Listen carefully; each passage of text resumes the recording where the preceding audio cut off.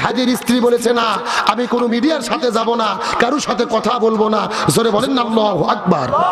তার মানে বোঝা যায় শরীফ ওসমান হাদি নিজে যেই রকম শহীদ হয়ে গেলেন, তিনি একটা সৌভাগ্যবান স্বামী ছিল, ভালো একটা বউ পেয়েছিল। হাজারো হুজুরের বইয়ের চেয়ে এক হাজির বইয়ের দাম আল্লাহর কাছে বেশি। এই যে আমাদের হাজি শহীদ হয়ে চলে গেলেন, এই হাজির স্ত্রী, তার কাছে পুরো দেশের মিডিয়া গেছে সাক্ষাৎকার নেবে, তার সাথে একটু কথা বলবে, আপনার স্বামী সম্পর্কে মন্তব্য করেন। এই হাজির স্ত্রী বলেছে না, আমি কোনো মিডিয়ার সাথে যাব না, কারোর সাথে কথা বলবো না। জোরে বলেন না আল্লাহু আকবার। তার মানে বোঝা যায় শরীফ ওসমান হাদি নিজে যেই রকম শহীদ হয়ে গেলেন, তিনি একটা সৌভাগ্যবান স্বামী ছিল, ভালো একটা বউ পেয়েছিল।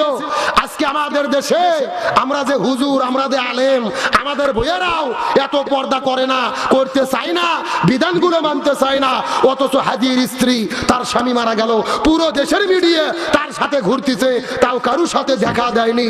এমন বউ পাওয়া বর্তমানে ভাগ্যের ব্যাপার, সৌভাগ্যের ব্যাপার। কি একটা অবস্থা, ভালো করে দেখেন।